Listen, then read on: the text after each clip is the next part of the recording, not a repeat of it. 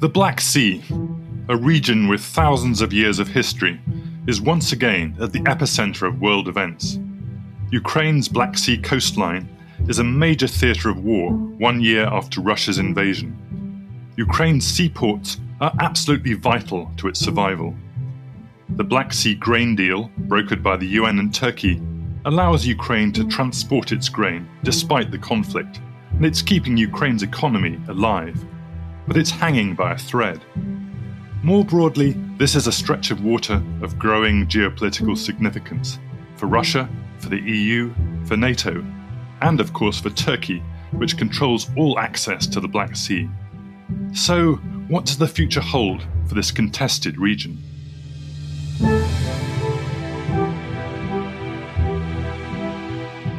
Hello and welcome to Europe Inside Out, a monthly podcast from Carnegie Europe about the continent's greatest foreign policy challenges. My name's Tom de Waal, and I'm a senior fellow with Carnegie Europe.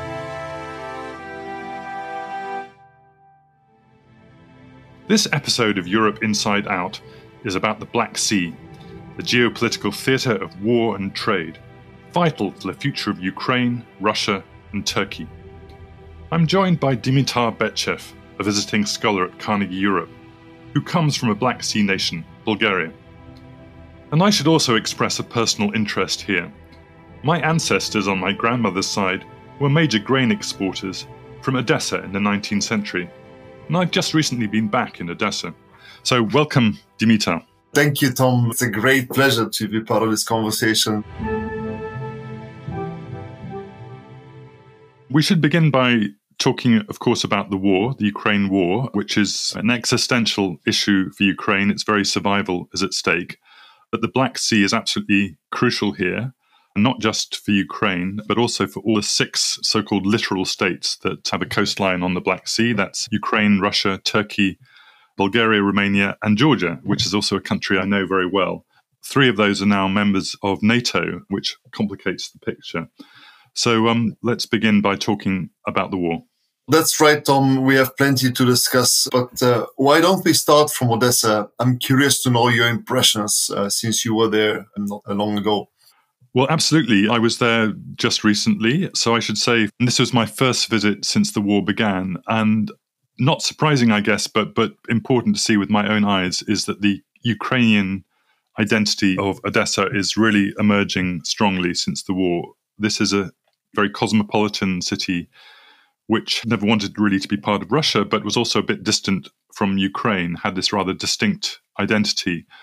But the war, I guess, forced people to choose, and overwhelmingly people have chosen Ukraine. So the war has really kind of been a turning point for this city.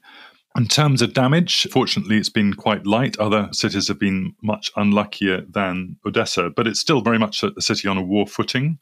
The famous boulevard at the front of the city overlooking the sea where my ancestors used to live is completely sealed off. There are soldiers there. I guess there are anti-aircraft defenses there. The famous statues are covered over. The good news is that the port has started working again thanks to the UN-brokered Black Sea grain deal, which we'll be talking about, which is absolutely vital for Odessa's economy. Exporting stuff by road is incredibly costly compared to exporting by sea, and these Black Sea ports are absolutely vital for the Ukrainian economy. Yeah, it's good that you mentioned the grain deal. It's obviously now in the news, both because it's always hanging in the balance one way or the other, or because we've seen how difficult and costly is the alternative. Indeed, the overland shipments through Poland and Romania have generated so much friction over the past couple of weeks, and now it's a heated issue in Brussels. So it's probably good to think about its implications for Ukraine, but also for Black Sea security. What strikes me is how much Turkey's role as a mediator, as a regional power, has been in the spotlight because of the deal. Talking to people about the deal, including in the United Nations, one is absolutely vital for Ukraine. I mean, Russia also stands to benefit from it as well, of course, because that was part of the deal. I think it's worth saying that it's sort of two deals which are a package and they can't be disentangled. One is about Ukrainian exports, the other is about Russian exports. What's going on at the moment, I'm told, is that Russians are threatening to walk away because one thing that they think is important, which is ammonia exports from Russia. There's a pipeline that goes from Russia to Odessa, in fact, of ammonia, but that hasn't been working and the Russians are complaining about that. The other issue for the Ukrainians is this big backlog of ships, is that every vessel has to be inspected by 4 inspectors in Istanbul: UN, Turkey, Russia, and Ukraine. What seems to happen is the Russians deliberately slow things down. And I was told last week there's a backlog of 60 ships still stuck in Istanbul waiting for inspection. So that's a big frustration for the Ukrainian side. So this is a kind of precarious deal. It's very important for Ukraine. And it's also obviously has this humanitarian aspect. Now, one can be a bit cynical here and say that actually of the total grain exports, only about 2% apparently have gone to absolutely food insecure countries like Ethiopia, just over 500,000 tons out of 29 million tons in total. So that maybe should be higher, but that's as much, I'm told, as the UN can handle. It basically takes over vessels and exports wheat from Ukraine for free. But I guess the bigger picture is that because all this massive amounts of grain is now being exported, the overall price of grain, of food on the world markets has gone down. So I guess that's important as well. And if Russia does pull out of the deal, there's definitely going to be a humanitarian impact as well. Yeah, I mean, Russia has made all kinds of noises about NATO's presence in the Black Sea. But it seems to me that there's this opposite effect we observe, that actually there is more NATO in this area. Right. Of course, NATO's naval presence is limited because of the so-called Montreal Convention of 1936, which we'll eventually discuss later in the conversation. But there's so much NATO deployment on the shores of the Black Sea, and Ukraine's cooperation with NATO has expanded as a result of the war, and arms shipments and all kinds of other joint activities on the intelligence side and others.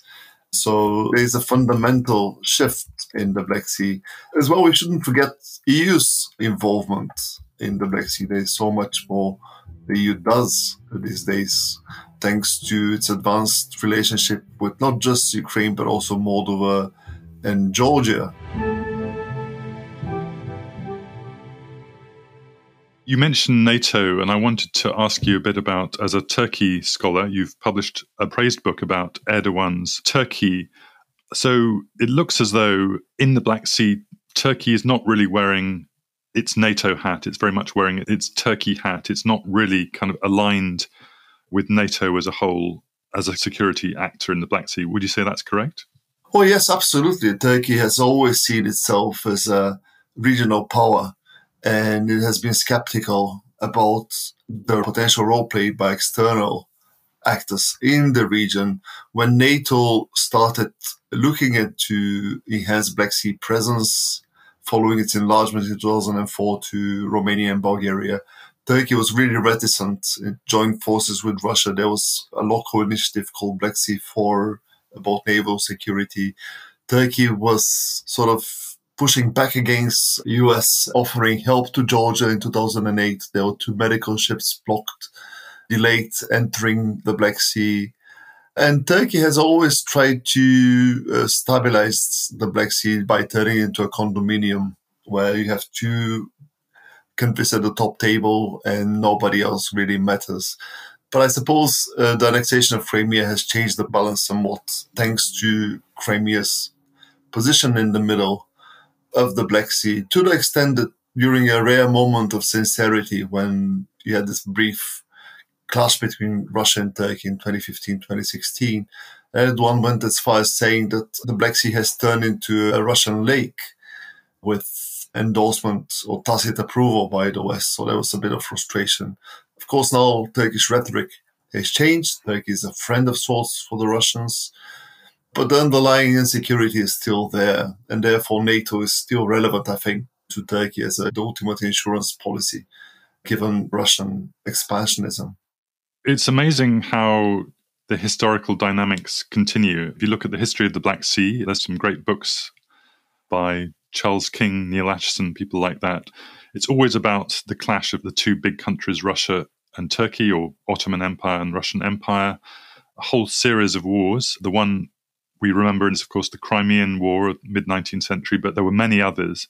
And then it's all about the Straits, the Bosphorus and the Dardanelles, which this kind of weird quirk of geography whereby Russia's only access to the warm waters of the Mediterranean goes through this very, very narrow passage, which is Turkish territory, but is also international waters, right through the heart of Istanbul. And so that's always been the tension of who controls the Straits, who is the gatekeeper, what are the rules, and Russia and Turkey sort of play along and then they clash. You've already mentioned the Montreux Convention of 1936. I'm curious, maybe you should, first of all, tell us a bit, those of us who don't follow these things so closely, what its main point is, and then also whether you think that Montreux Convention is still fit for purpose. Well, from Turkey's perspective, the key to Montreux Convention is it allowed the then young republic to re-establish sovereign control over the Straits and reposition military forces, remilitarize the Straits, which was not the case under the preceding Lausanne Convention from 1923. The flip side, of course, was that external powers were not allowed to maintain military presence in the waters of the Black Sea beyond a certain limit of days and certain tonnage without getting too technical. And that's a provision that has held. For instance, during the Second World War, Nazi Germany was unable to send its navy to the Black Sea through the Straits. I mean, there were some ships sent via the Danube, but it limited the Nazis' capacity to wage war. And certainly Turkey helped in that respect Russia, even though it also was helping the Nazis. Let's not forget, by being neutral until the very end of the war. So there's certain historical echoes from the Second World War in that respect. But more recently, in current times, Montreal is essential to how Turkish elite sees, and by elite I don't mean just people associated with Erdogan, but across the board in security, even people in the opposition, they see that retaining control over the Black Sea and keeping others out or at an arm's length is needed to maintain stability and also Turkish primacy. And lastly, yes, there were many wars between Russia and Turkey, but the last conflict, the Cold War, was actually won by Turkey, where Russia receded. A number of buffer countries appeared, including Ukraine, that enhanced the sense of security for Turkey and made probably cooperation with Russia possible. That was not the case before. Question is if the current conflict is changing the balance of power. And we don't know right now how it will play out. Certainly, the worst case scenario of Ukraine being cut off from the Black Sea didn't materialize.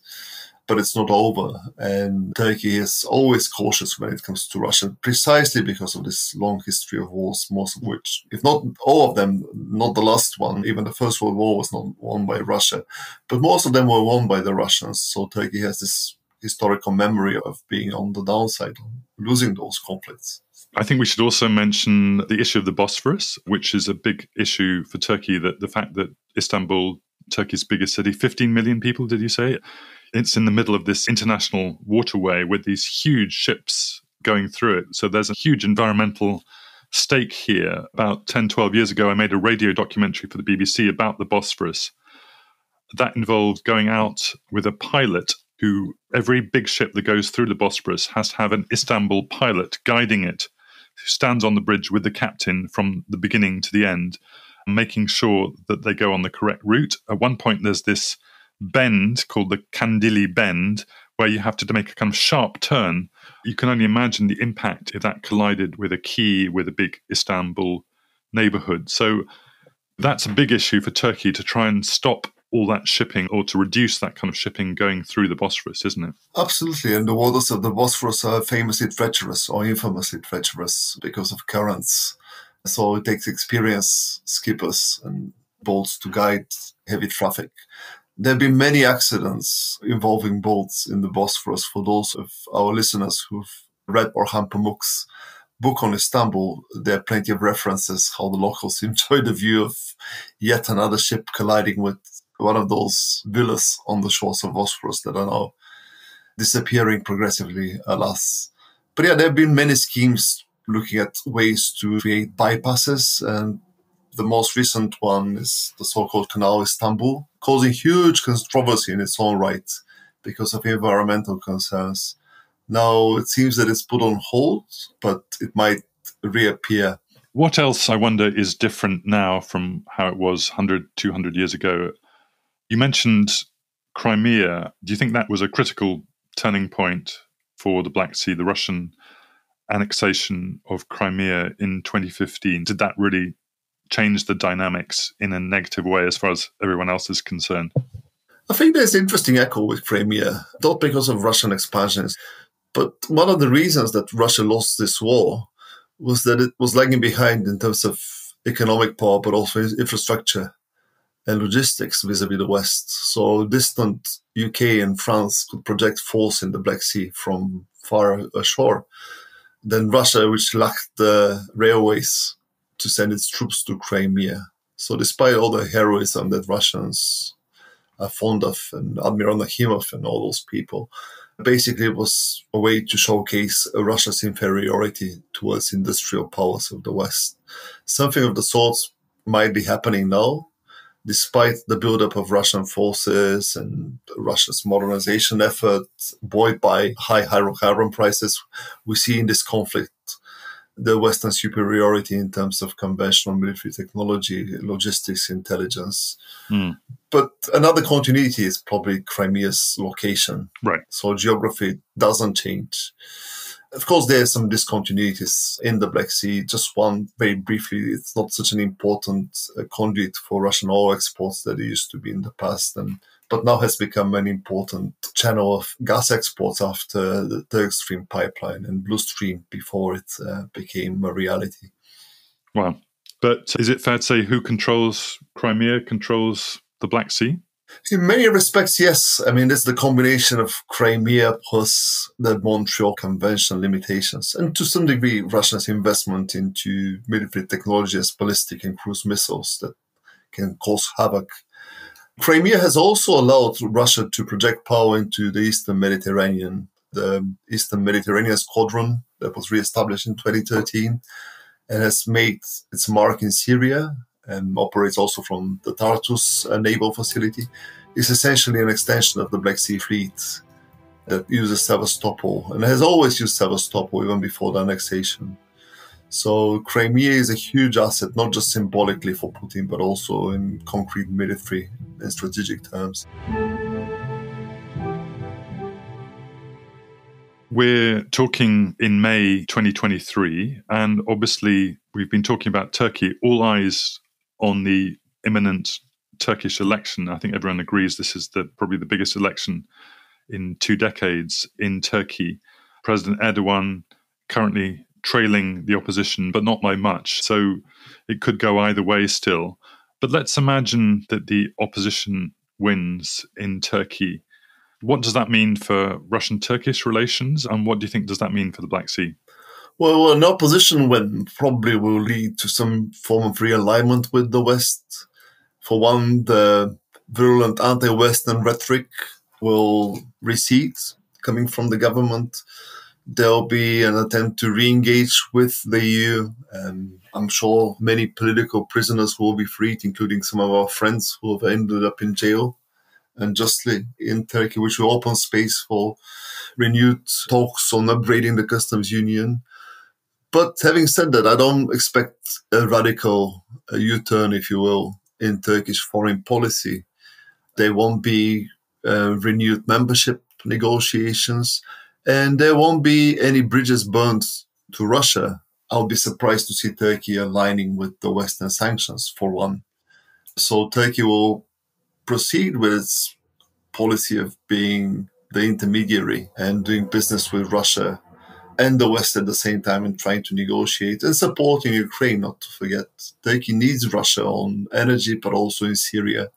And therefore, it will be very costly and dangerous to make a radical change in foreign policy. Turkey's also been very clever at playing, both the West and Russia and sort of marketing itself separately as an energy hub for both Western countries and Russia and using the Black Sea. I guess that obviously won't change, yeah?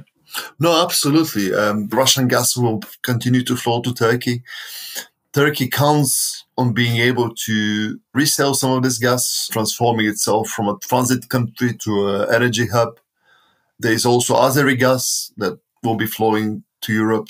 Just on Saturday, President Ilham Aliyev appeared side by side with Erdogan at an aviation show in Istanbul, showing his support for his re-election bid. And many European countries hope that Azerbaijan will be able to ramp up its gas exports in the coming years to at least replace some of the volumes that used to come from Russia. That puts Turkey on the map.